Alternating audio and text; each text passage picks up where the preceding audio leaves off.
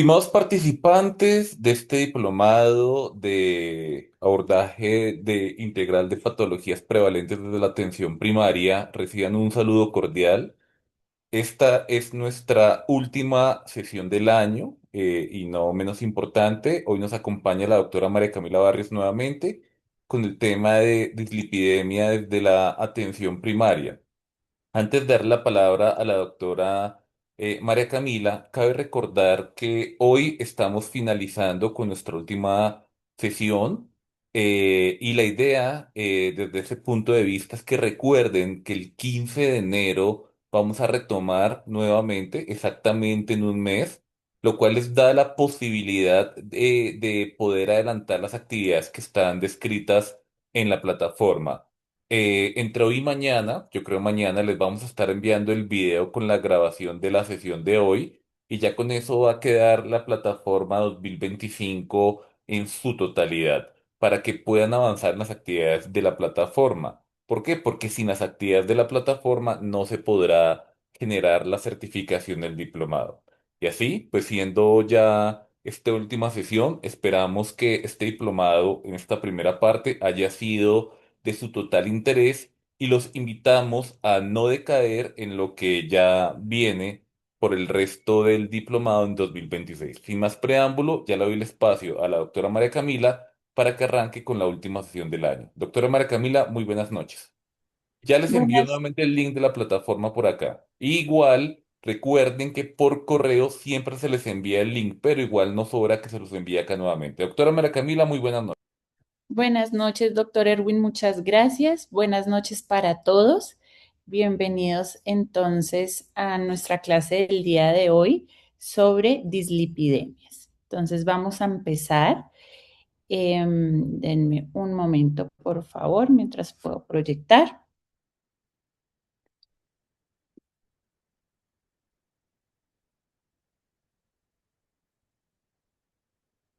Listo, entonces para empezar, la clase va a estar enfocada en el diagnóstico, el manejo y el seguimiento desde la atención primaria.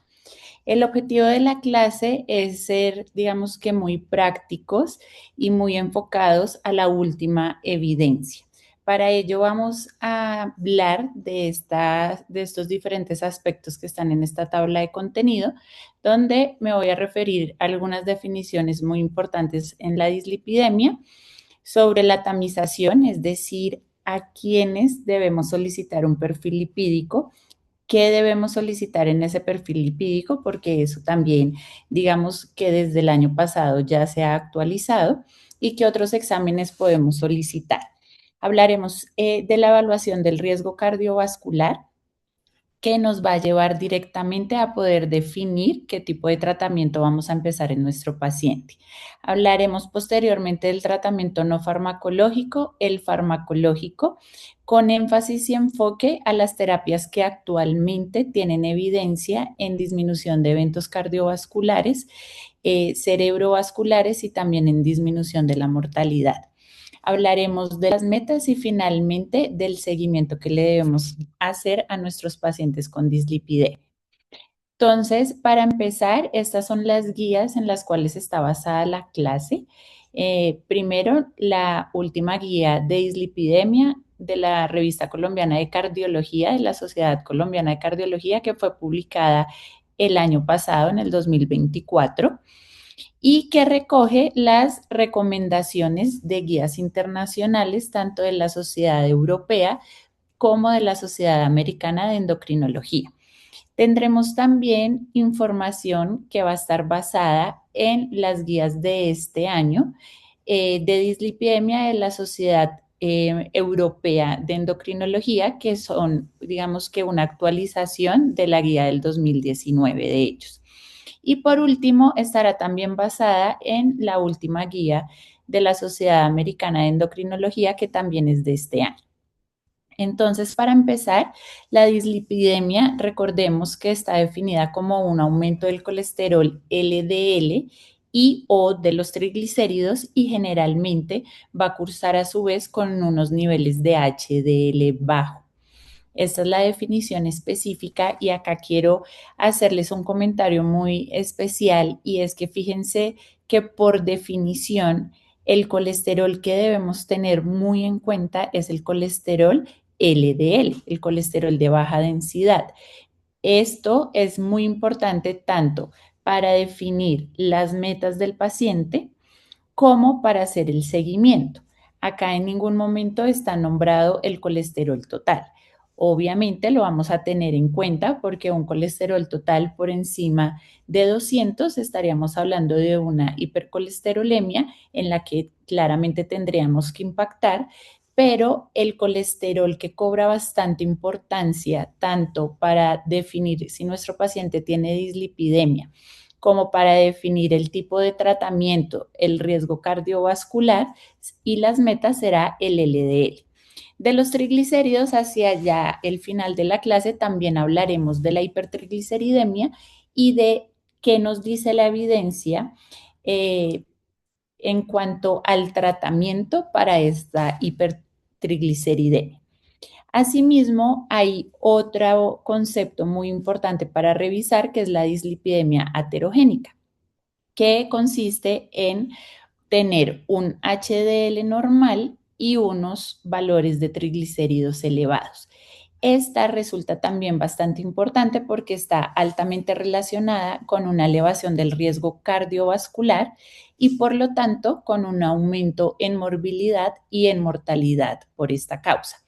Ya ustedes tuvieron la clase específica de riesgo cardiovascular, entonces hoy ya aplicaremos ese riesgo enfocado específicamente en dislipidemia.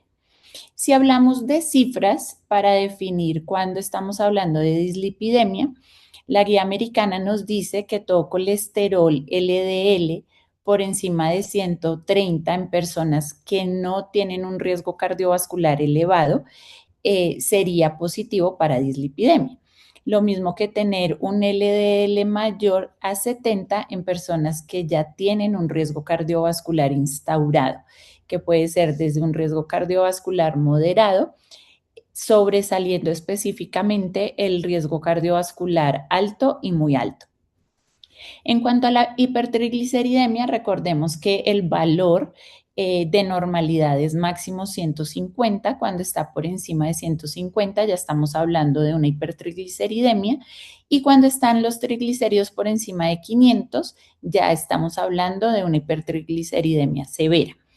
Estos valores son bastante importantes porque de acuerdo a estos valores vamos a elegir el tipo de terapia. Recuerden, y ya lo miraremos cuando lleguemos al tratamiento no farmacológico, que específicamente la alimentación saludable y la realización de ejercicio será la base del tratamiento de una persona con dislipidemia. Entonces, solamente para mencionar y ubicarnos un poquito, la dislipidemia, dentro de sus causas están dos grandes grupos, están las causas primarias y las causas secundarias. En las causas primarias están descritos todos los síndromes genéticos de alteraciones en cualquier parte de la vía del metabolismo de los lípidos. Y en las secundarias están enfermedades que no son genéticas, pero que van acompañadas de una alteración en esa fisiología de los lípidos y que me va a producir dislipidemia. ¿Como cuáles enfermedades? Entonces, enfermedades como la obesidad, de la que hablábamos hace 8 días, enfermedades como el hipotiroidismo, entre otras. Yo no me voy, digamos que, a enfocar en esta clase en que recordemos cómo es la fisiología de los lípidos ni nada de ello, sino que voy a pasar como un poco más allá a qué es lo que debemos hacer en la práctica y qué debemos solicitarle a nuestro paciente y cómo hacer el seguimiento. Entonces, empecemos específicamente con la tamización, es decir, a quién le debemos pedir un perfil lipídico. Entonces, lo primero es que la última guía colombiana que les mostré al inicio del año pasado indica que la edad de inicio para solicitud de un perfil lipídico son los 18 años, independientemente de los antecedentes que tenga nuestro paciente.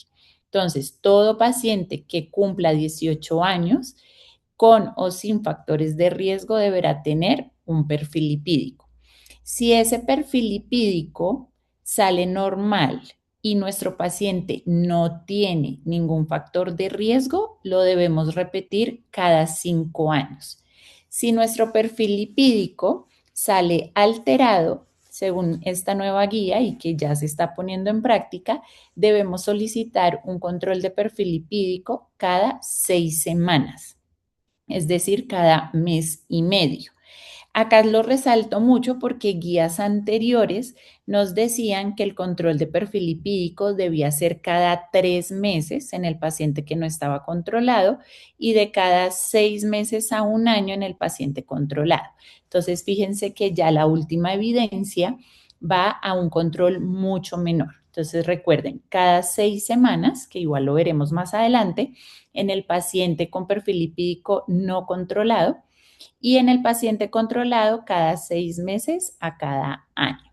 Generalmente, si ya está controlado, lo ideal es hacerlo anual por costos, ¿sí? No habría necesidad, si está controlado, que hayan, digamos que lo tengamos que pedir con más periodicidad. Ahora, ¿a quién vamos a pedir un perfil lipídico de forma anual? Es decir, pacientes que tienen alguna de estas características que lo hace tener un riesgo cardiovascular elevado y que por ello se hace necesario tener un perfil lipídico cada año.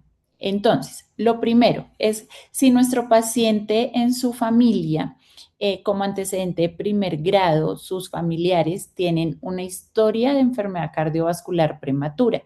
¿Cómo sabemos si es prematura? Son los hombres que hayan tenido un evento cardiovascular menor a los 55 años o una mujer antes de los 45 años. También si hay historia familiar de dislipidemia. En este caso lo tendríamos que hacer anual. Si hay signos clínicos de hipercolesterolemia familiar. Entonces, en esta clase no nos vamos a enfocar en hipercolesterolemia familiar, es digamos que el abordaje de la dislipidemia en general, pero si nuestro paciente tiene lesiones en piel, tiene, digamos, antelasmas, tiene antecedente de que alguno de los padres tiene dislipidemia con valores muy elevados del LDL, o inclusive es un paciente que le hacemos su primer perfil lipídico a los 18 años y tiene un LDL marcadamente elevado por encima de 190, inclusive en alguna literatura por encima de 160, deberíamos sospechar que pueda tener una hipercolesterolemia familiar. Si tenemos evidencia clínica de aterosclerosis, es decir, si nuestro paciente ya presentó un infarto agudo de miocardio, si tiene enfermedad arterial periférica, si tuvo algún episodio de un accidente isquémico transitorio, de un accidente cerebrovascular, deberíamos y debemos solicitar el perfil lipídico anual. Si hay aneurisma de aorta abdominal en nuestro paciente, también enfermedad renal crónica, y esto es independiente del estadio siempre o del grado de la enfermedad renal crónica. Ya ustedes la semana pasada tuvieron esta clase y pudieron ver la clasificación de esa enfermedad renal. Independiente del grado de esa enfermedad, siempre de forma anual a estos pacientes le debemos solicitar el perfil lipídico. En pacientes con antecedente de hipertensión arterial, diabetes y miren esta parte tan importante, enfermedades inflamatorias autoinmunes. Entonces, pacientes que tienen artritis reumatoidea, que tienen lupus, psoriasis, artritis psoriásica, enfermedad inflamatoria intestinal, espondilitis anquilosantes, son también pacientes que deben tener su tamización anual. ¿Qué pasa con estas enfermedades inflamatorias autoinmunes? Que dentro de su fisiopatología van a tener un estado de inflamación crónica, que eso me va a llevar a que tengan predisposición de tener dislipidemia, de tener depósito de placa ateromatosa y posteriormente eso se vea reflejado en algún evento cardiovascular. Los pacientes con VIH son pacientes que también deben tener este tamizaje y algunas alteraciones propias de la mujer como antecedentes de preeclampsia durante su embarazo, diabetes gestacional y ahora más adelante en esa estratificación del riesgo cardiovascular vamos a ver otras condiciones propias de la mujer. Entonces, ¿qué debemos solicitar? La literatura tanto nacional como internacional refiere que debemos pedir el perfil lipídico completo, es decir, colesterol total, HDL, triglicéridos y agregar el LDL. Años atrás, el LDL no se solicitaba, sino que se calculaba y solamente se solicitaba si los triglicéridos estaban por encima de 400. Sin embargo, lo que dice la última evidencia es que si tenemos la disponibilidad de tener el colesterol LDL directo, es mejor poderlo pedir de una vez. Y esto lo vemos también reflejado en las guías del ministerio de mantenimiento de la salud y de enfermedades crónicas no transmisibles, donde una de las solicitudes de los exámenes es también el colesterol LDL. Entonces, lo podemos pedir sin ningún inconveniente. ¿Listo? Y si definitivamente estamos en algún escenario donde no es posible pedir el LDL o donde nos dan la indicación que siempre deba ser calculado, digamos que la fórmula que más se utiliza es la fórmula de Friedwald y cómo es colesterol total menos HDL menos el resultado que dé de la división de los triglicéridos sobre 5. Adicionalmente, este último consenso de cardiología nos dice que la lipoproteína A es un examen que le debemos pedir a todos los pacientes que ya tengan un diagnóstico de dislipidemia. ¿Listo? Es decir, que sería un examen adicional al estudio del paciente que ya tiene la enfermedad. Con que lo tengamos una vez en la vida es suficiente. Si sale alterado, sí deberíamos hacer un control para poder ver la disminución de sus valores. Y también nos dice que podemos o que tenemos la disponibilidad de solicitar la apolipoproteína B. ¿Qué pasa con la polipoproteína B? Nos va a ayudar para definir si nuestro paciente en esa estratificación del riesgo cardiovascular nos cambia, por ejemplo, de un riesgo bajo a un riesgo moderado o de un riesgo moderado a un riesgo alto. Para esa es específicamente, digamos que la utilidad y también vendría a ser muy relevante en el estudio de un paciente al que le estemos sospechando una hipercolesterolemia familiar. Entonces nos quedamos finalmente para la tamización perfil lipídico completo. Ya cuando hacemos el diagnóstico de la dislipidemia, pediremos por lo menos en algún momento de, digamos, del tratamiento y del seguimiento de nuestro paciente la lipoproteína A. Y si tiene diferentes factores que nos haga pensar en una hipercolesterolemia familiar, pediremos la apolipoproteína B o si queremos ver si el riesgo cardiovascular nos cambia. Adicionalmente a esto, entonces, la lipoproteína A, dicen, ojalá pídala o lo ideal es que lo pida una vez en la vida y tener en cuenta que sea por lo menos después del primer perfil lipídico. Es decir, yo atiendo a mi paciente, le mando el perfil lipídico y cuando llega ese resultado, si yo diagnostico una dislipidemia, mi siguiente conducta sería pedirle la lipoproteína A y el control de perfil lipídico en 6 semanas, obviamente instaurando el tratamiento que corresponda. Miren esto tan importante en cuanto a la lipoproteína A. Digamos que dependiendo de los valores, vamos a ver una relación en que eleve en alta o en baja medida el riesgo cardiovascular. Si la lipoproteína A está entre 30 a 50 miligramos por decilitro, estaríamos hablando que me va a elevar el riesgo cardiovascular de una forma leve. Pero si está en valores mayores de 50, me va a elevar ese riesgo cardiovascular muy marcadamente.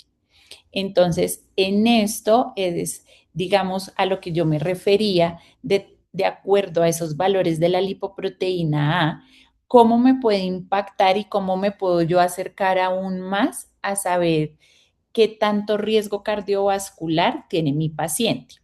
Ahora, que por costos no lo podamos pedir, que no esté disponible en el sitio donde estemos trabajando. Entonces ahí de pronto la pregunta sería, ¿obligatoriamente la tendría que tener para definir el tratamiento? No. Para definir el tratamiento lo haremos con el colesterol LDL y con la clasificación en un algoritmo que es muy claro de ese riesgo cardiovascular. Pero para completar el estudio de la dislipidemia, lo ideal sería poder tenerlo. Entonces, esta tamización para lipoproteína A específicamente, ¿qué dice? A quienes definitivamente sí o sí se le debería pedir, ya teniendo igual en cuenta la premisa de que la debemos tener por lo menos una vez en la vida. Entonces, cuando nuestro paciente tiene un antecedente de enfermedad cardiovascular prematura y no hay una evidencia de un origen específico de esa enfermedad cardiovascular, la deberíamos solicitar. En el abordaje en el estudio de hipercolesterolemia familiar, cuando estemos hablando o cuando estemos frente a un paciente en riesgo moderado, y finalmente para reclasificar el riesgo del algoritmo que más adelante les voy a presentar. Entonces, acá ha llegado finalmente esa evaluación del riesgo cardiovascular que les he venido mencionando desde el inicio de la clase.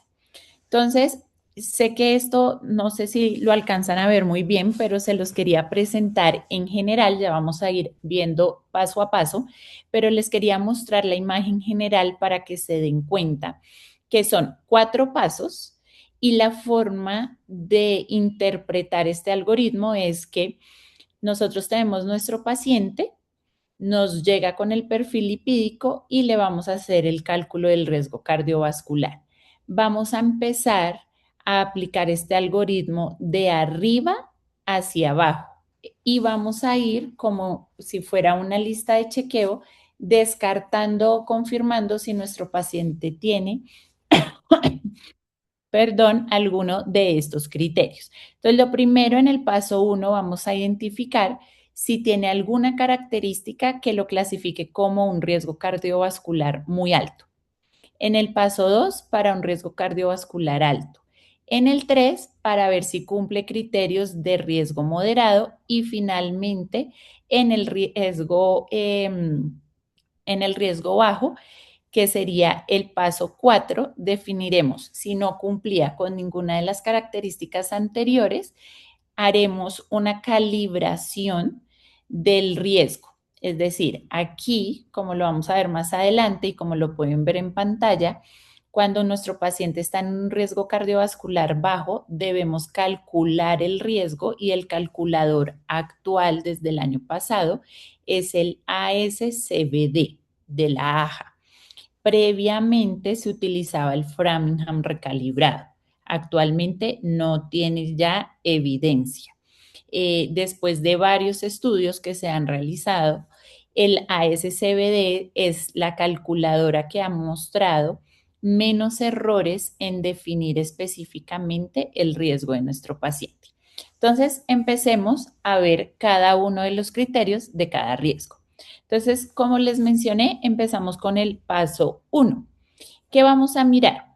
Si nuestro paciente tiene una enfermedad cardiovascular aterosclerótica establecida, es decir, si nuestro paciente tiene o tuvo un infarto, una ACV, una IT, enfermedad carotidia, enfermedad arterial periférica o historia de revascularización, ¿sí?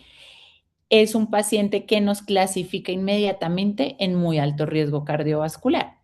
O si el paciente tiene una enfermedad cardiovascular subclínica, es decir, que tenga una obstrucción vascular mayor al 50%, y esto, digamos que sean por criterios imagenológicos, lo mismo, nos clasifican muy alto riesgo. ¿Qué otras características clasifican al paciente en muy alto riesgo? Entonces, los pacientes con diabetes que tengan alguna de las siguientes características: daño de órgano blanco, tres o más factores de riesgo cardiovascular, diabetes tipo 1 de larga data, y esa larga data está definida que sea mayor a 20 años, hipercolesterolemia familiar homocigótica, y en esta parte fíjense que no se adiciona nada más, y es porque si bien la hipercolesterolemia familiar homocigótica es la menos frecuente, es la más grave. Otro criterio, hipercolesterolemia familiar heterocigótica más uno o más factores de riesgo cardiovascular. Digamos que no voy a ahondar en eso porque ya tuvieron la sesión de riesgo cardiovascular. Y la enfermedad renal crónica con una tasa de filtración glomerular menor de 30. Recuerden de la clase de hace una semana que el calculador actual vigente para la tasa de filtración glomerular es CKD-EPI actualizada al 2021. Entonces, si nuestro paciente tiene, aunque sea una de cualquiera de estas condiciones que les acabo de mencionar, lo clasificamos como un paciente con muy alto riesgo cardiovascular y la meta de LDL va a ser menor de 55. Ahora, si nuestro paciente no tiene ninguno de estos criterios, entonces pasamos al paso 2, donde el objetivo es saber si el paciente cumple algún criterio para riesgo cardiovascular alto. Entonces, ¿qué factores o qué criterios? Una enfermedad cardiovascular aterosclerótica subclínica menor al 50%. Recuerden que en muy alto era mayor al 50%. Los factores de riesgo muy elevados, aquí entra a tener una importancia muy grande el valor de colesterol total, y es que si está por encima de 310, ya nuestro paciente automáticamente queda en riesgo alto. Si el LDL está mayor a 190, también, o si tiene una presión arterial mayor o igual a 180-110.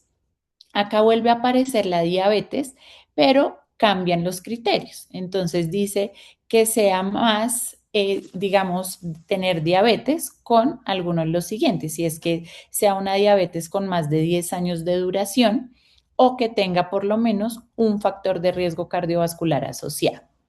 Otro criterio, tres o más factores de riesgo cardiovascular. Acá tenemos el puntaje calcio coronario, que sea más de 100 unidades o por encima del percentil 75 para la edad y el sexo.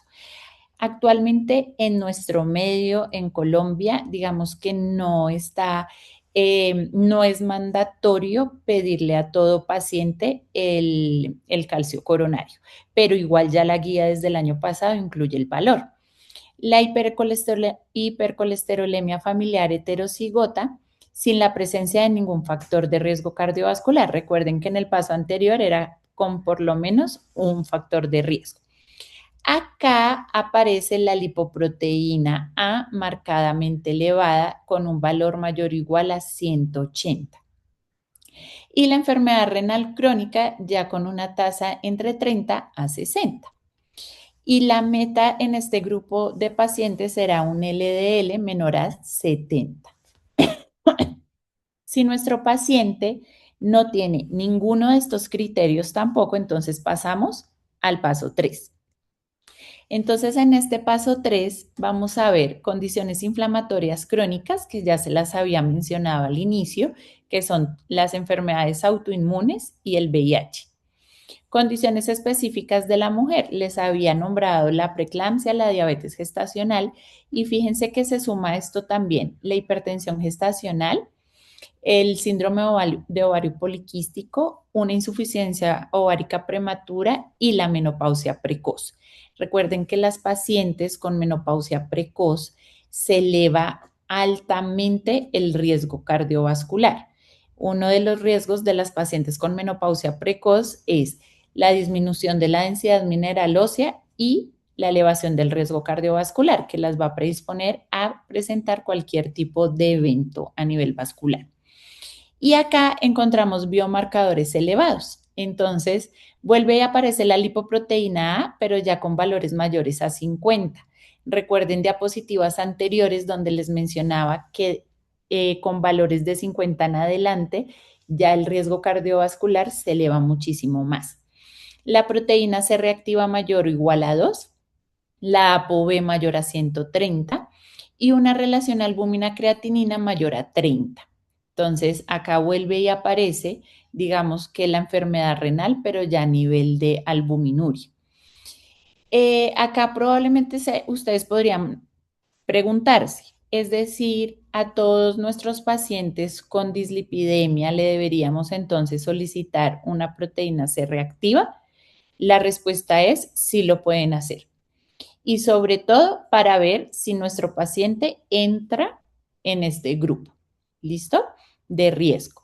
¿Qué otros criterios tiene este paso 3? Entonces, la historia familiar de enfermedad cardiovascular prematura, la diabetes sin criterios de muy alto ni de alto riesgo cardiovascular, con una duración menor a 10 años y que no tenga ningún factor de riesgo cardiovascular agregado.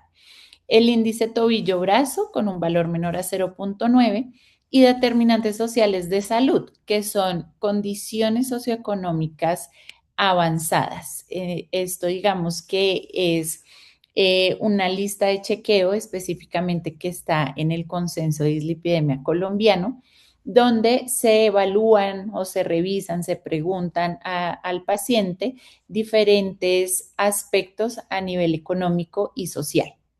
Y daría positivo si 5 de esas preguntas están alteradas. Entonces, ¿qué nos dice en esta parte este algoritmo? Acá tendríamos a nuestro paciente clasificado en un riesgo cardiovascular moderado. Y la meta para el riesgo cardiovascular moderado sería un LDL menor a 100. Pero ¿qué pasa? Acá nos dice, si tiene 3 o más potenciadores de riesgo, o sea, 3 o más de estos factores, automáticamente nuestro paciente pasa a un riesgo alto, donde la meta del LDL cambia, como lo habíamos mencionado previamente, a que debe ser menor de 70. Entonces, si nuestro paciente tiene uno o dos de cualquiera de estos criterios, estaría clasificado en un riesgo moderado. Si tiene 3 o más, pasa a un riesgo alto. Aquí para aclarar, son muchas condiciones y muchas características que las ven en cajas.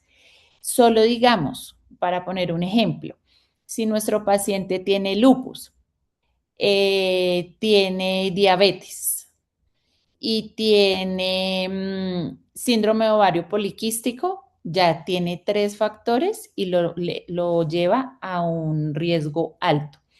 Esta aclaración va a que no se tienen que cumplir todas las características de una misma cajita.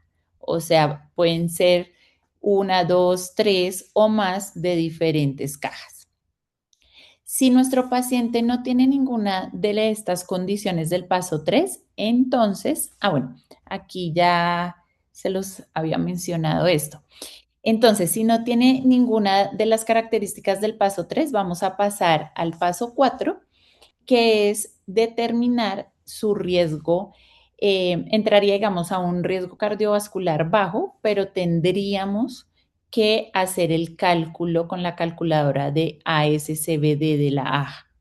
Entonces, es simplemente una calculadora, uno la busca, aplica e ingresa los datos de las variables. El resultado que arroja lo multiplicaríamos por 0,54 en mujeres y 0,28 en hombres. Y si ese resultado después de esta calibración nos da más del 20%, hablaríamos de un alto riesgo cardiovascular. Si nos da entre un 5 y un 20%, un riesgo moderado.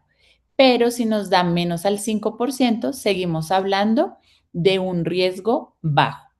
¿Cuál es la meta del paciente con un riesgo cardiovascular bajo? La meta LDL es menor a 116. Entonces, recuerden, si vamos de arriba para abajo en nuestro algoritmo, hablando de las metas del LDL, entonces, muy alto riesgo cardiovascular, menor de 55, alto riesgo menor de 70, riesgo moderado menor de 100, riesgo bajo menor de 116. Recuerden del LDL. Listo. Y digamos que el consenso también nos da una quinta clasificación que es el riesgo cardiovascular extremo. ¿A qué se refiere? Pueden ser dos condiciones. Uno, que haya un antecedente de enfermedad cardiovascular con nuevos eventos vasculares a pesar de la dosis máxima de estatina. Me explico. Nuestro paciente tuvo un infarto agudo de miocardio, le pusieron la estatina a la dosis adecuada y un año después o 6 meses después, independiente de la periodicidad, vuelve a presentar un segundo infarto agudo de miocardio o presenta un accidente cerebrovascular. En ese caso, sería nuestro paciente clasificado como riesgo cardiovascular extremo y tendría que tener una meta LDL menor de 40. O en ese paciente que tiene una enfermedad arterial polivascular. Entonces, tiene enfermedad coronaria, tiene enfermedad arterial periférica y también pudo haber tenido un accidente cerebrovascular. Entonces, en cualquiera de estas dos condiciones lo clasificamos de esta manera. Ahora, ya después de haber, digamos que, identificado este algoritmo, si ustedes se dan cuenta, son muchos aspectos, ¿cierto? Que hay que revisar. Entonces, esto uno va quedando en la memoria y ya uno ya lo puede empezar a hacer sin la ayuda del algoritmo a medida que va utilizando y va aplicando el algoritmo. Entonces, el consejo, ténganlo a la mano para que lo puedan empezar a aplicar en sus pacientes, para que sus pacientes queden muy bien clasificados y de esa misma manera queden tratados de una manera correcta. Y ya a medida que lo vayan utilizando, pues ya va a ir quedando, digamos que en la memoria las condiciones. Entonces, empecemos el tratamiento no farmacológico. Entonces, tenemos a nuestro paciente con dislipidemia. ¿Qué le vamos a recomendar y para qué? Entonces, el tratamiento no farmacológico, como muy bien sabemos, digamos que hace parte de todas las enfermedades crónicas, de todas las enfermedades crónicas no transmisibles y es bastante importante que se lo demos a conocer a nuestro paciente y que él entienda la importancia del tratamiento. Entonces, con el no farmacológico en dislipidemia, ¿en qué vamos a impactar? Pues vamos a disminuir en que se presenten eventos cardiovasculares, vamos también a disminuir en la mortalidad, vamos a disminuir la pérdida, digamos, vamos a impactar en pérdida de peso, que lo veíamos hace 8 días, obviamente vamos a mejorar el perfil lipídico. Y acá les traigo los sí y los no de la alimentación. Entonces, ¿qué sí debe consumir el paciente? Entonces, primero, fibra. Y esa fibra las vamos a encontrar en las frutas enteras, en los vegetales y en todas las leguminosas. Acá resalto frutas enteras. Recuerden que en toda la parte cardiovascular y en general, sea un paciente sano o con alguna enfermedad, no debería consumir jugos porque pierde la fibra y aumenta el nivel de azúcar de la fruta. ¿Qué otros sí de la alimentación? Entonces, carbohidratos saludables como el arroz integral, la avena, los garbanzos y los frijoles, que están, digamos, los garbanzos y los frijoles hacen parte tanto de los carbohidratos como de las proteínas. Otro sí de la alimentación son las grasas saludables. Y esas grasas saludables las vemos en el aguacate, en los frutos secos y en el pescado. Que definitivamente son los no de la alimentación.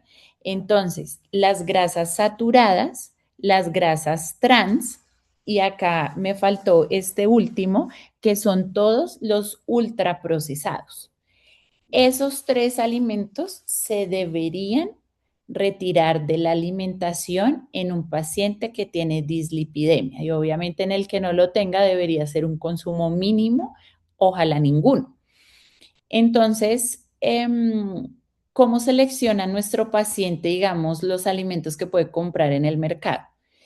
Ese paquete o ese alimento que tiene diferentes sellos que dice exceso de sodio, exceso de grasas saturadas. Son alimentos que no debería consumir, no debería comprar, porque se ve, digamos que traducido en estos alimentos y es directamente un factor de riesgo para desarrollar dislipidemia. Ahora, el ejercicio. Entonces, nosotros siempre nos acostumbramos mucho a recomendarle al paciente que empiece a hacer ejercicio, pero ojo que esa prescripción de ejercicio es tan importante como prescribir un medicamento. Entonces, nosotros debemos saber y conocer muy bien frente a qué paciente estamos para que ese ejercicio no vaya a terminar en una complicación o en muerte súbita. Lo que sí o sí le debemos decir siempre al paciente es que deje de ser sedentario, es decir, que sea más activo, que camine más, que en lugar de coger el carro para ir a hacer cualquier diligencia, vaya caminando. O sea, ahí ya empezamos a disminuir el sedentarismo. Claramente debemos prescribir el ejercicio, pero cuidado con el paciente que tiene un riesgo cardiovascular alto o que ya tiene un antecedente de enfermedad cardiovascular. Si nuestro paciente tiene cualquiera de esas dos condiciones, siempre deberá tener una prueba de esfuerzo antes de que nosotros mandemos la prescripción de ejercicio. Si nuestro paciente tiene un riesgo cardiovascular bajo o moderado, la podemos prescribir sin ningún problema y no necesitaríamos la prueba de esfuerzo. Ahora, ¿cómo hacer el ejercicio? Pues el ejercicio tiene que ser, por una parte, ejercicio cardiovascular y por otra parte, ejercicio de resistencia. Esto tal vez ya lo han visto varias veces, pero específicamente en dislipidemia serán de 150 a 300 minutos por semana de una actividad moderada de ejercicio cardiovascular. Ya les mencionaba yo hace 8 días que para encontrar y saber cuál es la intensidad de ejercicio y podérsela explicar al paciente está el test del habla. Recuerden que una intensidad moderada es cuando nuestro paciente está haciendo ejercicio, habla y las palabras se entrecortan. Esa es una intensidad moderada. Si puede hablar como yo estoy hablando en este momento, es una intensidad leve y no nos sirve. Pero si no puede hablar, pues ya está en una intensidad alta. Y con nuestro paciente con una intensidad moderada estaría bien. Obviamente, digamos que con el ejercicio siempre podremos ir más allá. Entonces, si nuestro paciente ya logró la intensidad moderada y puede, de acuerdo a todas sus condiciones, individualizando el caso, pasar a una alta intensidad, está perfecto, lo podemos hacer sin problema. Y si pasa a esa alta intensidad, serían 75 minutos a la semana. Ahora, la resistencia, que es de fortalecimiento muscular, será 2 veces a la semana como mínimo. Si nuestro paciente quiere hacer todos los días de resistencia porque va al gimnasio o tiene bandas, pesas en la casa, lo puede hacer. La recomendación que le debemos dar es que si hoy hace ejercicio de resistencia de tren superior, mañana haga de tren inferior. O sea, no debe ser el mismo grupo muscular 2 días seguidos. Y acá se une otro tipo de ejercicio y son ejercicios de flexibilidad, de respiración y de relajación por lo menos una vez a la semana. Entonces, esta sería nuestra prescripción de tratamiento no farmacológico.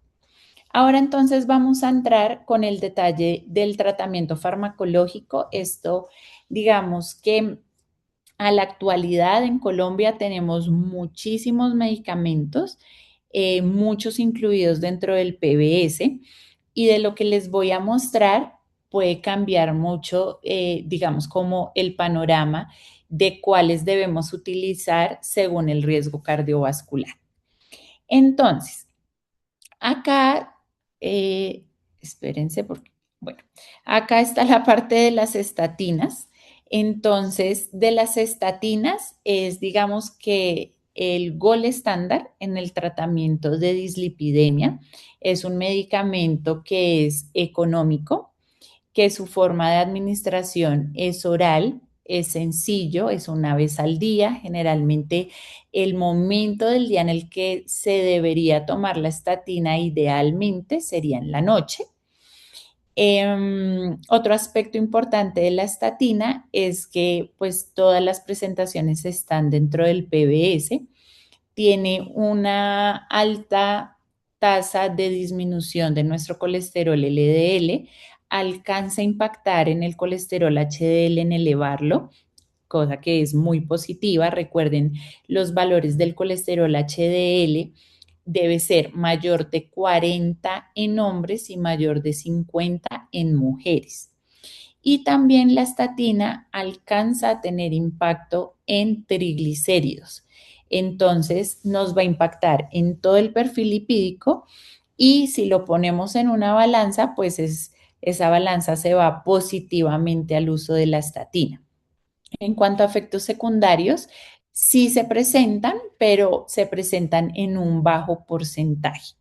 Entonces, acá en esta tabla les traigo esa clasificación de estatinas de acuerdo a la intensidad de la terapia, y esa intensidad de la terapia va en relación con qué tanto porcentaje del LDL disminuye. Entonces, aquí en esta primera columna tenemos que las estatinas de baja intensidad son aquellas que disminuyen el LDL en menos de un 30%. Y en ahí, ¿quiénes están? Entonces está la lovastatina de 20 miligramos, la simvastatina de 10 y la pravastatina de 10 miligramos o de 20. ¿Quién sería o cuál sería el paciente candidato a una estatina de baja intensidad? Es ese paciente que tiene un riesgo cardiovascular bajo, que a pesar de haber tenido tratamiento no farmacológico, no ha llegado a metas del LDL, es decir, por debajo de 116. O ese paciente que de entrada tiene un riesgo cardiovascular bajo, pero su LDL está muy alejado de la meta. Entonces, ahí ya tenemos y sabemos, de acuerdo a la intensidad, cuánto porcentaje nos va a bajar el LDL para elegirla. En intensidad moderada, entonces es ese paciente al que necesitamos disminuir el LDL entre un 30 y un 50%. Y las opciones son la atorvastatina de 10 o de 20 miligramos, la rosuvastatina de 5 o de 10, la pravastatina de 40 o de 80, la simvastatina de 20 o de 40 y la lovastatina 40 miligramos. ¿Quién es ese paciente candidato a estatina de moderada intensidad? Generalmente el paciente que está en un riesgo cardiovascular moderado o aquel que necesita que le disminuyamos el LDL entre un 30 a un 50%, independiente de la clasificación de riesgo cardiovascular. Y en alta intensidad, pues vamos a impactar en ese LDL en más del 50%. Entonces, estas de alta intensidad generalmente son los pacientes que tienen un alto o muy alto riesgo cardiovascular, o, por ejemplo, el paciente que está en riesgo bajo, pero su LDL está tan alto que necesita una disminución de más del 50%. Y aquí las opciones son la atorvastatina de 40 miligramos, la de 80 y la rosuvastatina de 20 y de 40 miligramos. Entonces, esta tabla bastante importante que la tengan presente porque uno, ya la lovastatina no es la estatina de elección para cualquier riesgo cardiovascular. Dos, tenemos muchas opciones, tal vez la más utilizada es la atorvastatina, es de fácil entrega, no tiene ningún inconveniente. Y fíjense que de acuerdo a los miligramos tendremos el descenso de LDL. ¿Qué pasa? Si nosotros le dimos a nuestro paciente unos miligramos, ejemplo, de atorvastatina, nosotros dijimos, bueno, es un paciente que está en muy alto riesgo cardiovascular, necesito disminuirle el 50% del LDL. y le pongo atorvastatina de 20 miligramos, pues es una atorvastatina que se va a quedar corta. Entonces, cuando llegue nuestro paciente con el perfil lipídico, nuestro concepto no debería ser no tuvo respuesta a la estatina, sino que deberíamos revisar los miligramos que tiene para ver si esos miligramos corresponden a la intensidad de estatina que necesitamos. Entonces, por eso la gran importancia de esta parte. Ahora, está también el ezetimibe de 10 miligramos. ¿Cuándo ponemos el ezetimibe? Entonces, el paciente con muy alto riesgo cardiovascular que no está en metas de LDL, la indicación de la guía es empezar inmediatamente estatina más ezetimibe. Y ese paciente que está en un riesgo cardiovascular alto, que pese a que tiene la estatina adecuada, dosis adecuada, hay adherencia farmacológica, persistencia farmacológica y no farmacológica, no nos llega a metas, ahí le podemos adicionar el ezetimibe. Ahora, efectos secundarios de las estatinas, las mialgias, la elevación de transaminasas, la miositis y la rhabdomiolisis. ¿Cuál es el más temido? La rhabdomiolisis. ¿Qué pasa si nuestro paciente hace elevación de transaminasas? Entonces tendremos que ver sobre todo si la ALT se eleva 3 veces su valor normal. Si se eleva 3 veces su valor normal, es indicación inmediata de suspender las estatinas.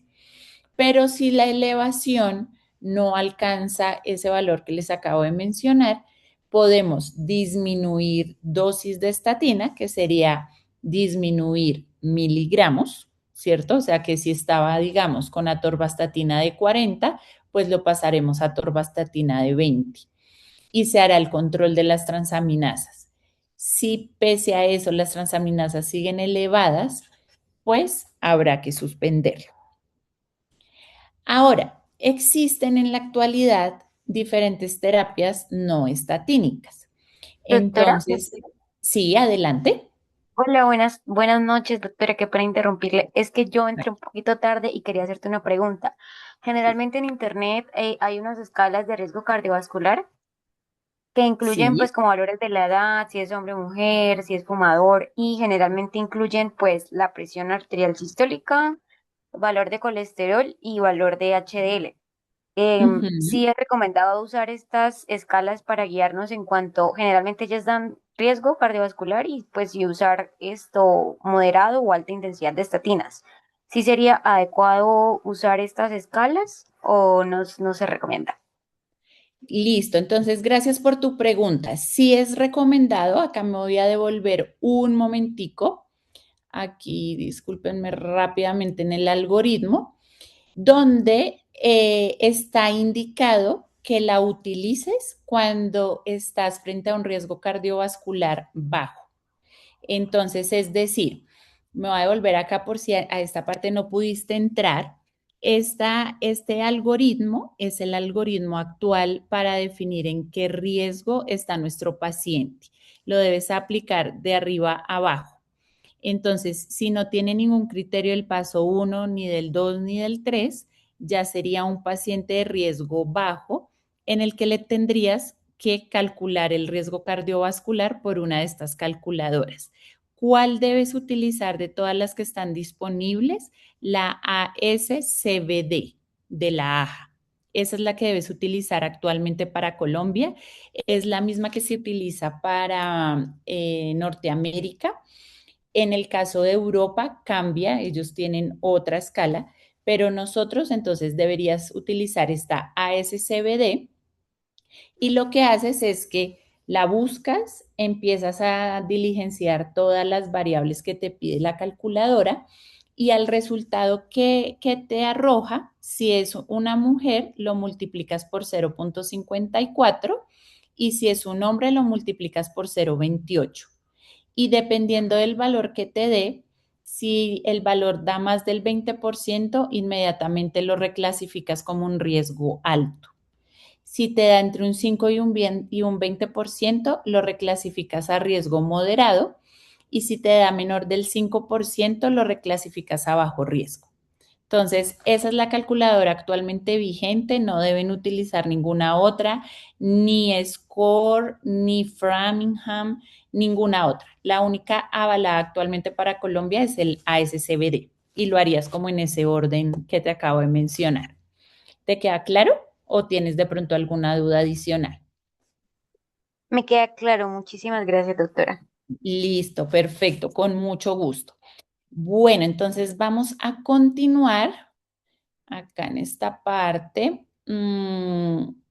Entonces, en cuanto a las terapias no estatínicas, tenemos que son terapias que se pueden utilizar ya sea en monoterapia o combinada a la estatina. Em, entonces, estas terapias no estatínicas no van a ser la primera línea del tratamiento de dislipidemia. La primera línea van a ser siempre las estatinas y se deberá también igual elegir dependiendo del porcentaje del LDL. Acá yo les traigo esta gráfica, esta es una gráfica que está dentro de la guía europea de dislipidemia de este año, donde nos muestra de acuerdo a cada medicamento cuánto porcentaje de LDL reduce. Entonces, acá nos dice, por ejemplo, si es una estatina de moderada intensidad, el 30% que ya habíamos hablado. De alta intensidad nos disminuye en un 50%. El ezetimibe un 20%. Y así, digamos que sucesivamente, ¿cierto? Las combinaciones de las diferentes estatinas de alta intensidad con ezetimibe, los inhibidores de la PCSK9,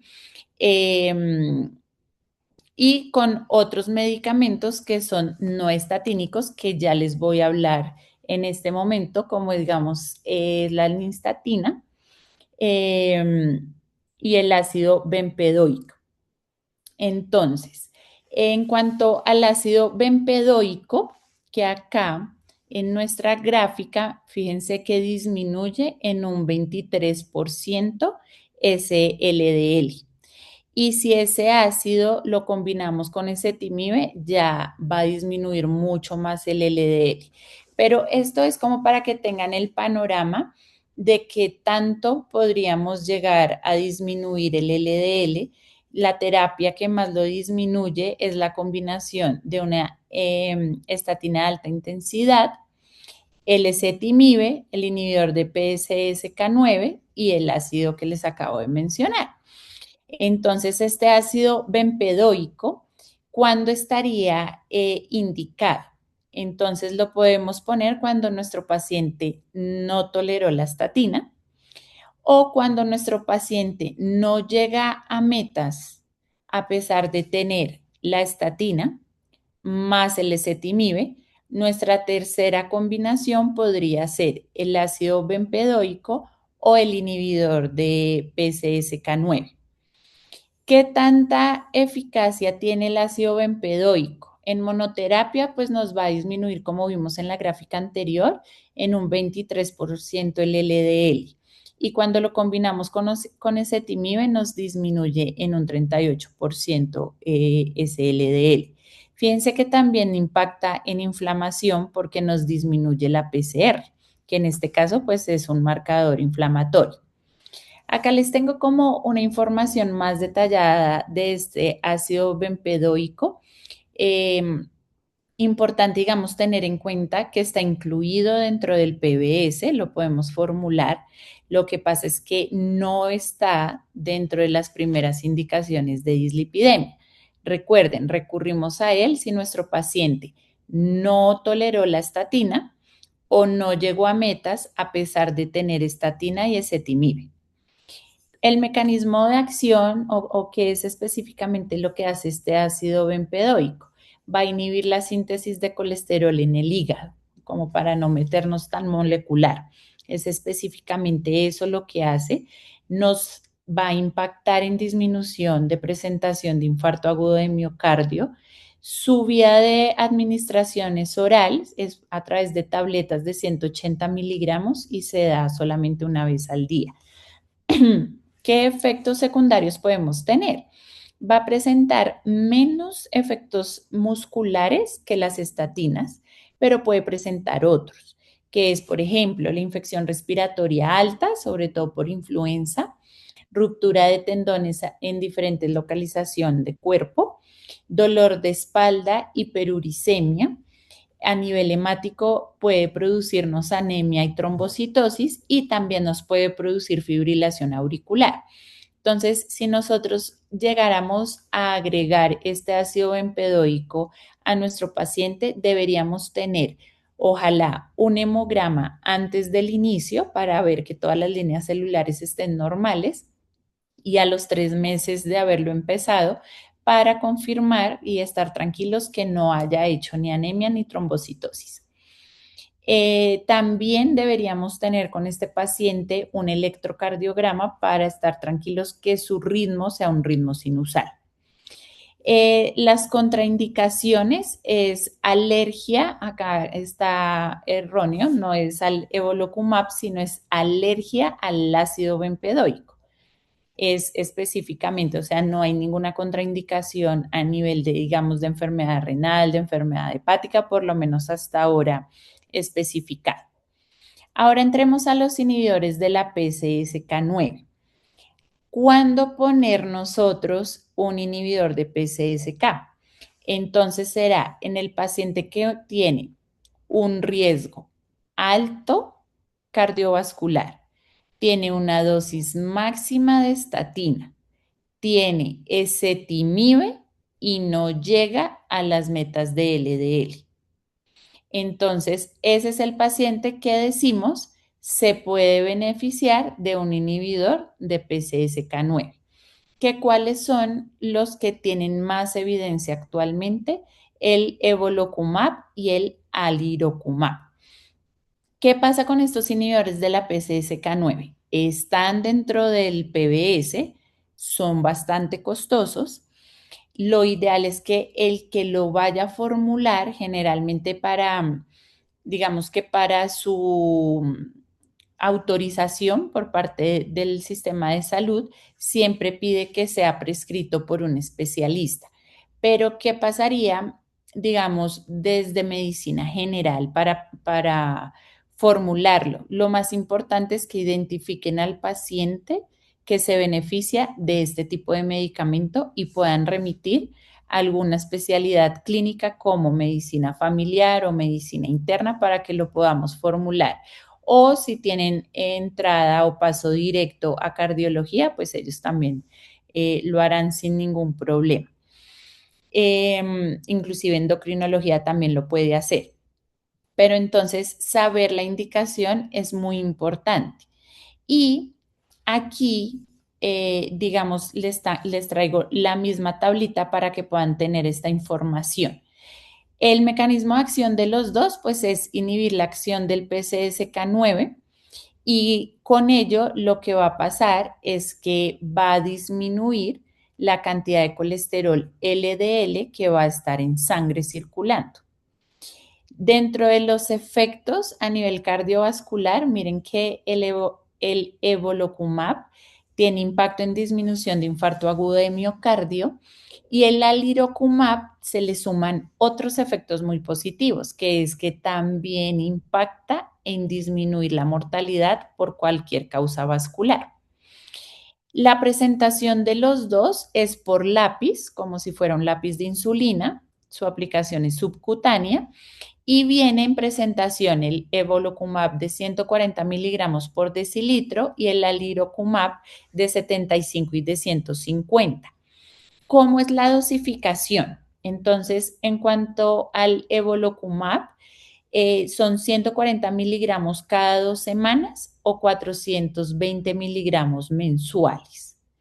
Y en el alirocumab son de 75 a 150 cada 2 semanas o 300 miligramos mensual.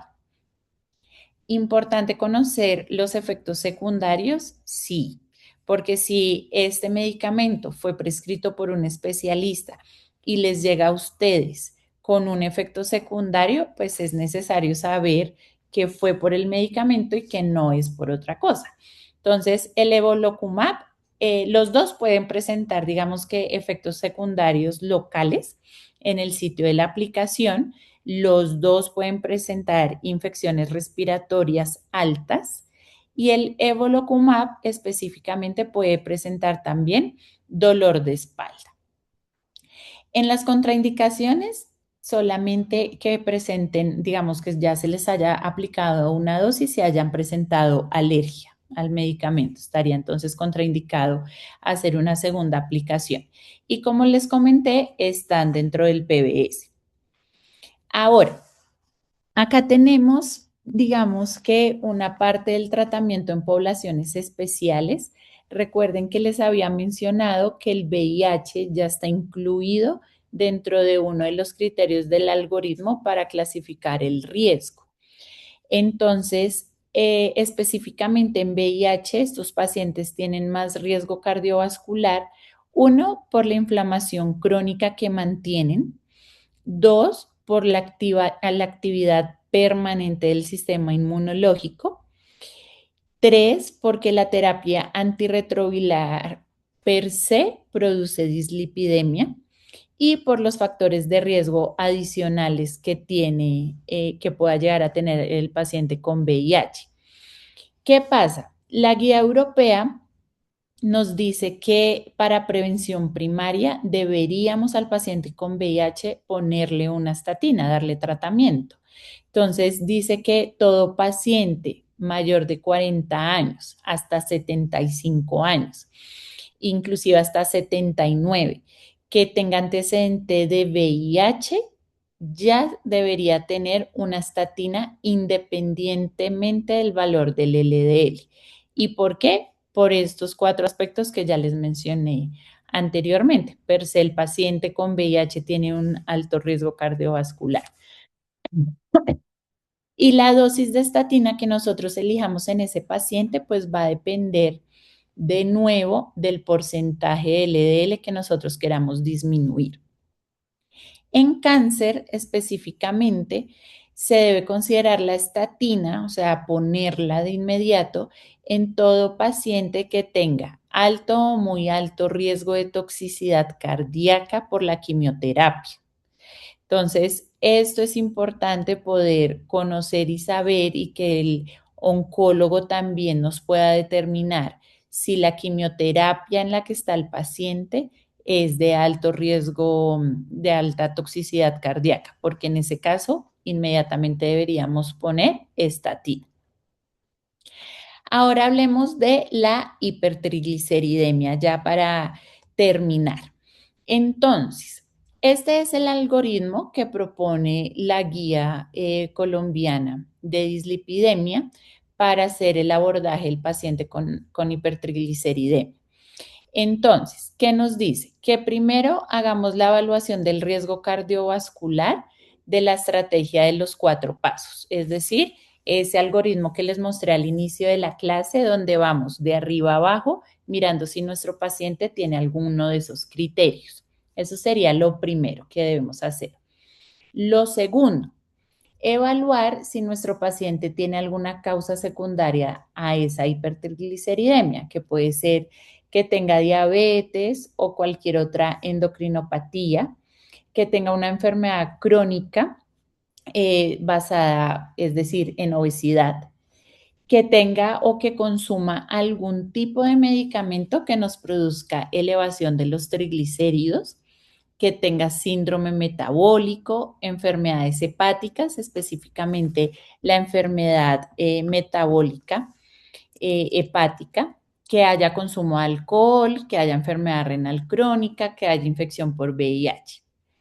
También tenemos que evaluar en este paciente que se nos está presentando con hipertrigliceridemia cuáles son sus hábitos nutricionales, si hace actividad física o ejercicio, si consume algún tipo de alcohol, cómo está su peso. Y ya después de evaluar estos 3 puntos, iríamos a ver si nuestro paciente tiene una hipertrigliceridemia con valores entre 150 y 500 o si ya está mayor a 500. Fíjense de acuerdo al valor en que queremos impactar. Si nuestros triglicéridos están entre 150 y 500, debemos disminuir el riesgo de una enfermedad cardiovascular. Si nuestro paciente tiene unos triglicéridos por encima de 500, el abordaje específicamente va a ir a disminuir el riesgo de pancreatitis. Obviamente de la mano el riesgo cardiovascular. Pero aquí con valores mayores a 500 ya nuestro paciente tiene riesgo de pancreatitis, no con valores por encima de 1000, sino ya desde 500. Entonces, en el grupo de pacientes con hipertrigliceridemia entre 150 y 500, ¿qué vamos a mirar? Si nuestro paciente ya tiene una enfermedad cardiovascular establecida y diabetes. Entonces, si ya tiene la enfermedad cardiovascular establecida, más diabetes o solo cualquiera de las dos, entonces tenemos que impactar en hábitos de vida saludable. Inclusive acá la guía nos pone los porcentajes en los que se debería disminuir los azúcares, las grasas, el alcohol. Y nos dice que aparte de ese tratamiento no farmacológico, que como ustedes pueden ver acá en pantalla, es transversal a cualquier valor de los triglicéridos, si ya nuestro paciente tiene una enfermedad cardiovascular establecida y o diabetes, el primer medicamento que deberíamos escoger es una estatina de alta intensidad. Fíjense que acá no están los fibratos, que tal vez es uno de los errores muy comunes que se ve en el día a día. Entonces, deberíamos empezar con una estatina de alta intensidad, porque ya les decía yo en la parte de las estatinas que nos impacta en los valores de triglicéridos. Y si no hay mejoría a las 6 semanas de esos triglicéridos, consideraríamos si podemos adicionar ezetimiba. Como segunda opción, podríamos adicionar el ácido icosapentanoato de etilo y como tercera, última opción, los fibratos. Recuerden que esto es, ubiquémonos de nuevo en este algoritmo, con unos triglicéridos entre 150 y 500, donde el tratamiento no farmacológico no ha funcionado. Ahora, si nuestro paciente no tiene enfermedad cardiovascular, tampoco tiene diabetes, aparte de lo no farmacológico, entonces, ¿qué vamos a hacer? La estatina, de nuevo, en monoterapia o unida al ezetimibe, si ya nuestro paciente digamos, lo ubicamos en un riesgo cardiovascular muy alto y en este paciente no se recomienda el uso de fibratos. Ahora, vámonos al otro grupo de los triglicéridos mayores a 500. Recuerden, de nuevo vuelvo a resaltar el riesgo de pancreatitis. Entonces, acá el algoritmo nos dice, si los triglicéridos están entre 500 y 885, ahí sí debemos poner en primera línea un fibrato y en segunda línea agregar un ácido graso omega 3. Aquí, en este ácido graso omega 3, no es el omega 3 que el paciente compra en la tienda naturista ni el que trae de Estados Unidos. Tiene que ser en dosis muy altas, como veremos más adelante, para que tenga efecto, ¿vale? Eso es importante tenerlo en cuenta porque hay muchos pacientes con dislipidemia que consumen omega 3, el que trae de Estados Unidos, el que trae del exterior, el que pide por alguna plataforma. Entonces, esto digamos que es importante aclarárselo muy bien al paciente. Ahora, si el paciente tiene una hipertrigliceridemia por encima de 885, de nuevo, el medicamento de elección primero será los fibratos. Y segundo, también los ácidos grasos omega 3. Es decir, acá en este punto, la conclusión es que si nuestro paciente tiene triglicéridos por encima de 500, Ya sabemos, se nos prende la alarma de estar muy pilas por el riesgo de pancreatitis y decimos, está mayor a 500, toca ponerle un fibrato. No me funcionó, le adiciono el omega 3. Y acá ya toca, digamos, con triglicéridos por encima de 500, toca descartar que no haya una hipercolesterolemia familiar o una causa secundaria específica a esta hipertrigliceridemia.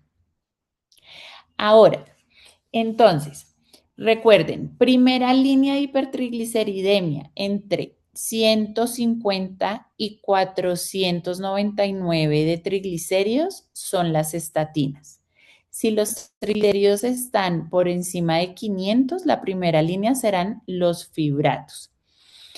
Estos fibratos, ¿qué pasa? Me va a disminuir muy rápidamente los triglicéridos, tienen un muy buen comportamiento, pero los estudios han mostrado que no tienen impacto en disminución de eventos vasculares como infarto, accidente cerebrovascular o mortalidad cardiovascular. Entonces me baja rápidamente los triglicéridos, pero no me impacta todavía en disminución de estos eventos. Pero de todas formas, si ustedes hacen un análisis de esto, y decimos, pues no me impacta directamente porque los estudios no han mostrado un impacto directo, pero si yo disminuyo el valor de los triglicéridos, pues el riesgo de tener un evento cardiovascular va a disminuir completamente. Entonces, digamos que de forma indirecta, pues sí nos va a impactar. Acá entonces el mecanismo de acción es que los fibratos son agonistas de los receptores PPAR alfa, que va a aumentar, digamos, la eliminación de las partículas aterogénicas del plasma y la producción de ApoC3. Hay varios tipos de APO y en la que esta va a impactar es en la C3. A nivel del efecto cardiovascular, va a disminuir, digamos, de forma indirecta, como les mencionaba, la presentación de infarto agudo de miocardio. Es vía oral, acá las dosis ya en un momento se las voy a poner de cada uno de los fibratos. Y en los efectos secundarios, pues tenemos que nos eleva las transaminasas, las puede llegar a elevar igual que las estatinas. También nos puede producir infección del tracto respiratorio superior, nos puede producir dispepsia y dolor abdominal generalizado.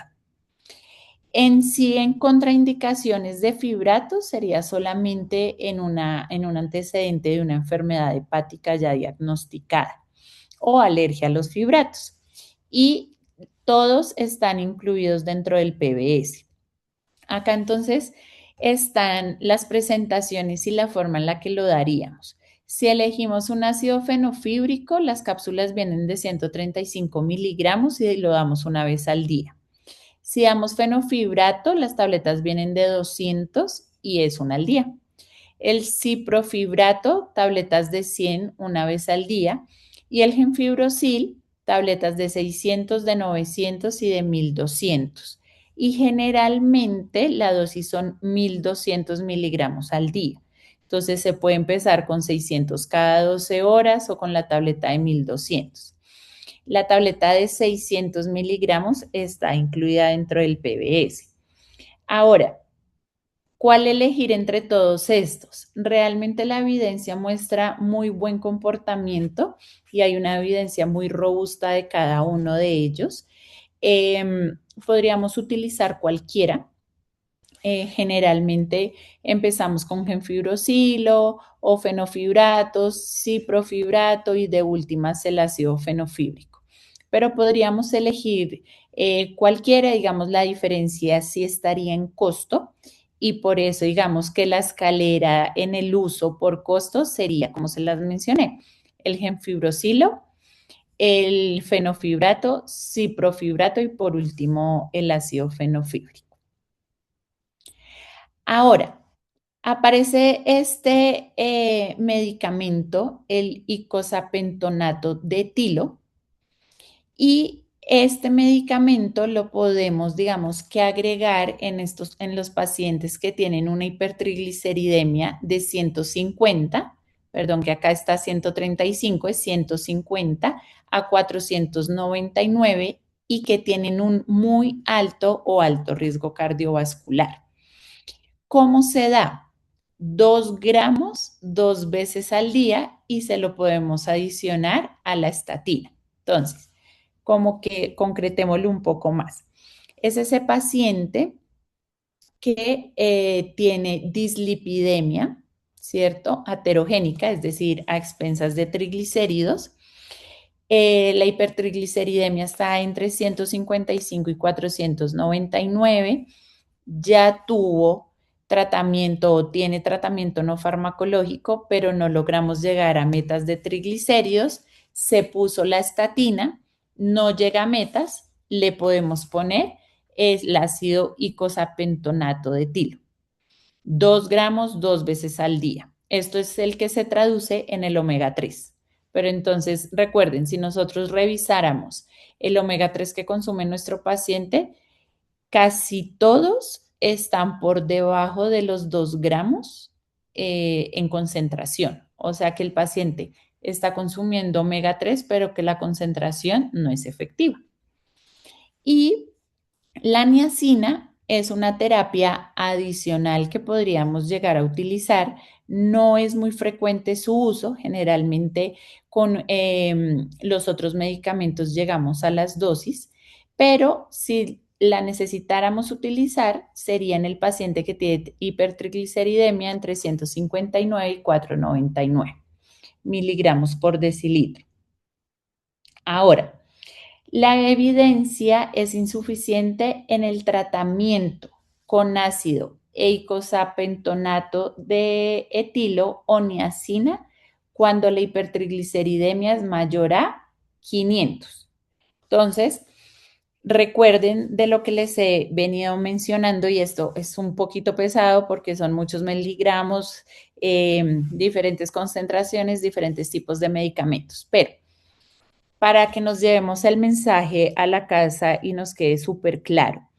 Si nosotros tenemos un paciente con hipertrigliceridemia mayor a 500, eso es igual a empezar un fibrato.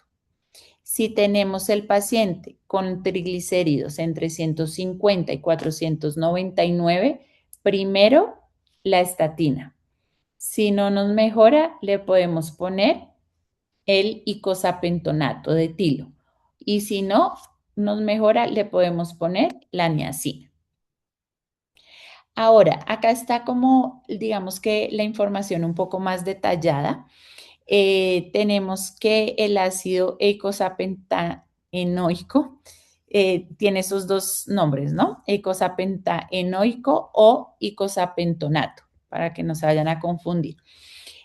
A nivel cardiovascular, nos disminuye la probabilidad de tener un infarto agudo de miocardio.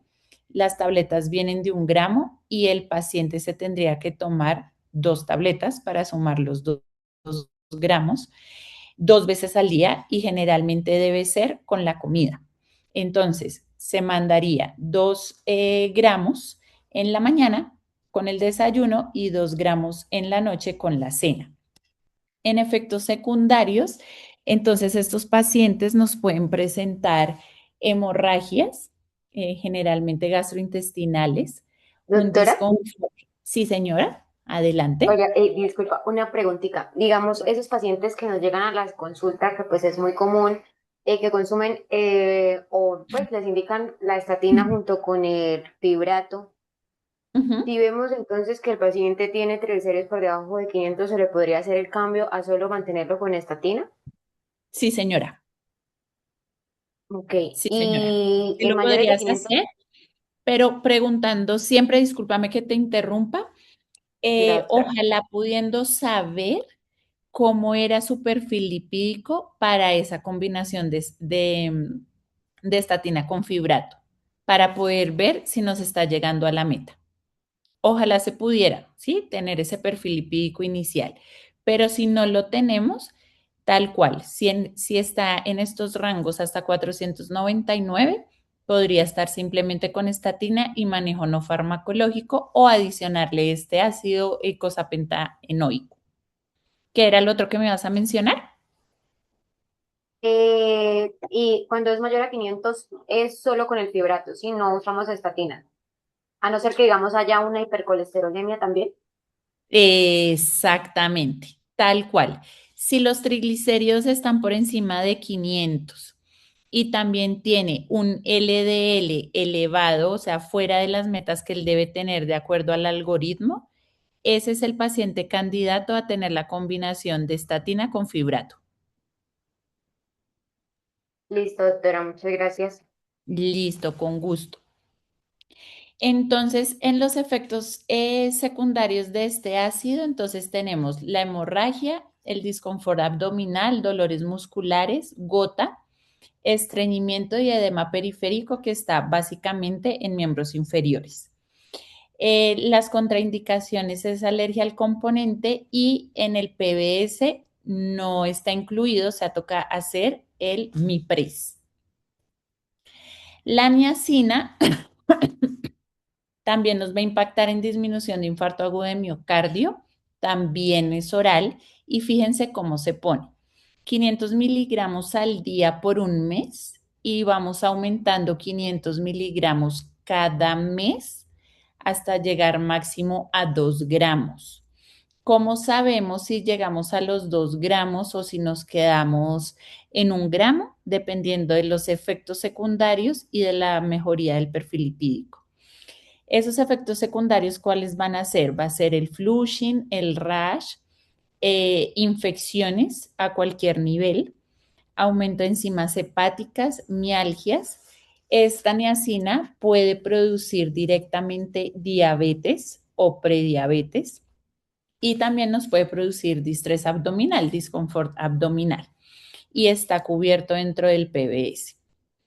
Ahora, esta frase se las traigo porque los pacientes preguntan mucho si puedo tomar omega 3, 6, 9, un montón de suplementos vitamínicos. La evidencia actual es que no se recomienda ningún suplemento vitamínico porque no hay evidencia en disminuir ni el riesgo cardiovascular ni el colesterol LDL.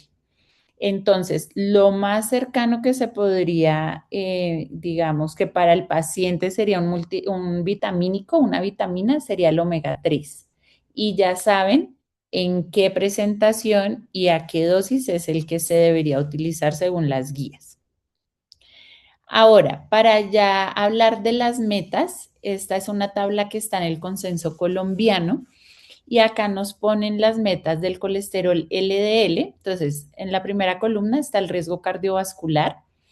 Luego están las metas del colesterol LDL que ya las hemos mencionado, de el colesterol no HDL, de la ApoB, de los triglicéridos, fíjense que siempre va a ser menor a 150, y de la lipoproteína A menor a 150. Esto es, digamos, como un dato adicional para que lo tengan presente, pero en la práctica el seguimiento lo vamos a hacer específicamente con perfil lipídico completo. Si tuvimos acceso a pedir una lipoproteína A y salió elevada, pues también haremos el control. Si tuvimos acceso a pedir una ApoB, también haremos el control. O en el contexto, como les mencioné al inicio de la clase, de una hipercolesterolemia familiar, pues hacemos el control de ApoB. De lo contrario, o sea, no es mandatorio tener la ApoB siempre, ¿vale? Como que lo tengan muy presente, pero sí el perfil lipídico completo. El seguimiento, entonces, acá está lo que les mencionaba que había cambiado, esto ya es para terminar. Pedimos hoy un perfil lipídico. Tiene dislipidemia, ya sea por LDL o por triglicéridos o por las dos. Empezamos el tratamiento siempre no farmacológico. Aplicamos el flujograma de los 4 pasos para definir en qué riesgo está y asimismo poder definir la terapia. y en 6 semanas el paciente se debe estar haciendo un perfil lipídico de control. Hasta que lleguemos a metas, vamos a pedir ese perfil lipídico cada 6 semanas. Una vez llegamos a metas, lo pedimos anual. Y es el perfil lipídico completo. Acuérdense, adicionen por favor el LDL directo. Y ya con esta parte, pues terminamos la clase de dislipidemias. Quedó pendiente, por favor, abran su micrófono si tienen alguna duda, algún comentario adicional.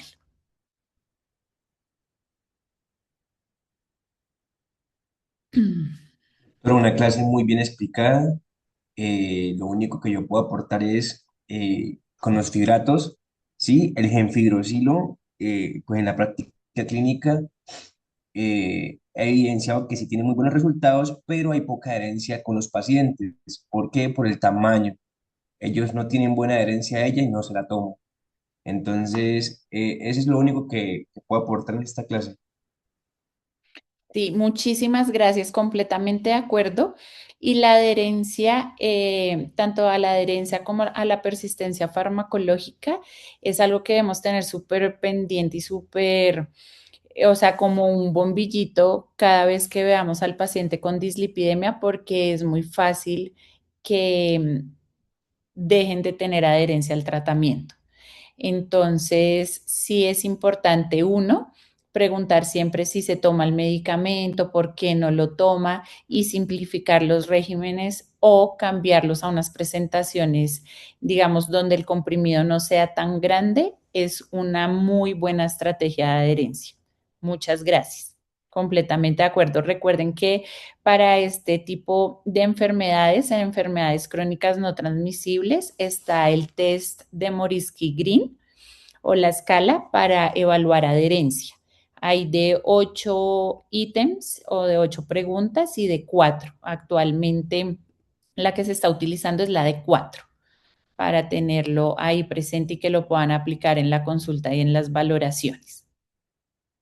Muchas gracias. ¿Alguna otro comentario o pregunta o aporte? Y doctora, te preguntan por el chat, Sí. Michelle Hernández. Buenas Ujú. noches, doc. Una pregunta. Al iniciar estatinas, ¿se debe continuar durante cuánto tiempo? ¿Se puede suspender al llegar metas o se debe dejar siempre de base al paciente? Y listo, gracias Paola. Bueno, este tema de las estatinas, lo primero sería al paciente, ellos muchas veces dicen, esto es un medicamento que me tengo que tomar para toda la vida. Entonces, la respuesta es depende. Si nuestro paciente está en un riesgo cardiovascular muy alto o alto, es un tratamiento por las condiciones y las características por las cuales clasificamos al paciente, que sí será un medicamento que lo va a acompañar de forma crónica. En riesgo cardiovascular bajo y moderado, depende de que, es decir, de que lleguemos a la meta que necesitamos para el paciente y para eso el paciente es muy importante que tenga adherencia al tratamiento no farmacológico y el tiempo de suspensión del medicamento, digamos que no está especificado porque ya sería individualizado. Te voy a poner un ejemplo. Hoy empezamos el tratamiento con la estatina, le hacemos control a las 6 semanas, el paciente ya se controló, lo continuamos el tratamiento y verificamos cómo está la adherencia a tratamiento no farmacológico. Si llegó a meta solo por medicamento, el medicamento lo debemos continuar porque apenas lo retiremos, como el paciente no ha hecho cambios en alimentación ni ha empezado a hacer ejercicio, otra vez el perfil lipídico se va a elevar. Pero si el paciente ya está adherente al tratamiento no farmacológico, llegó a metas en esas primeras 6 semanas, el consejo, la guía no lo dice realmente, pero el consejo es ser un poquito conservador, completar 6 semanas más hasta 3 meses, es decir, 3 meses de haber iniciado el tratamiento y ver qué pasó con ese perfil lipídico. Si a esos 3 meses se controló, el paciente está muy adherido a todo, lo podríamos retirar y hacer un control a los 6 meses para ver qué pasó con ese perfil lipídico. Obviamente esto en un contexto de un paciente que no tenga, o sea, en el que no haya sospecha de una hipercolesterolemia familiar y como mencionaba previamente, que no esté en un riesgo cardiovascular alto ni muy alto. Si llegó a riesgo cardiovascular alto por los potenciadores del riesgo y esos potenciadores del riesgo ya se resolvieron y entonces volvemos a clasificar el riesgo y ya nos dan un riesgo moderado o en un riesgo bajo, lo podríamos considerar también el retiro de la estatina. Entonces, depende como de esos escenarios específicos. ¿Alguna otra pregunta? No sé, Paola, estoy empezando a mirar el chat No, no, para señor, ver. hasta el momento no hay otra. Bueno, hay un comentario, dice, por parte de William Barbosa.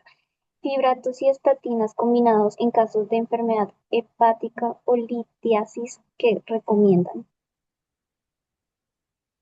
Bueno, ahí el problema es que tanto los fibratos como las estatinas te van a elevar, te pueden elevar como efecto secundario las transaminasas. Habría que saber y ver muy bien qué tipo de enfermedad hepática tiene el paciente, porque si esa enfermedad hepática la tiene antes de empezar el medicamento, toca ver muy bien qué enfermedad tiene, si está o no está controlada para poder definir si se hace la combinación de medicamentos y se inicia por el riesgo de que esa enfermedad hepática empeore por el efecto secundario de los dos medicamentos. Si en el curso de la enfermedad, o sea, de la dislipidemia, el paciente desarrolla enfermedad hepática, es lo mismo. Si elevó la ALT 3 veces o más, es indicación directa de suspender eh, la, la estatina o los fibratos. Si la elevó menos de este valor, pues se puede reducir dosis. Pero ya con un antecedente previo, sí, digamos que ya entra a que se evalúe muy bien cuál es la enfermedad, porque depende mucho cómo esté esa función hepática y qué tipo de enfermedad haya, porque muy probablemente pueda estar contraindicado y tengamos entonces que recurrir a otro tipo de medicamento de los que les mencioné. Pero sí, es la probabilidad más alta es que no se pueda utilizar. Gracias. Algún. Por el Ujú. momento no hay más preguntas en el chat. Listo, Paula, muchas gracias. Bueno, pues si no hay ninguna otra pregunta, digamos, tampoco abriendo sus micrófonos o comentarios, pues ya daríamos por terminada la sesión de hoy. Muchísimas gracias a todos por su asistencia, por su participación. Espero que se hayan podido dejar todos los conceptos muy claros y para su provecho. Muchas gracias. Gracias, doctora. Buenas noches. Gracias, doctora. Feliz Buenas noches. descanso. Gracias, lo mismo.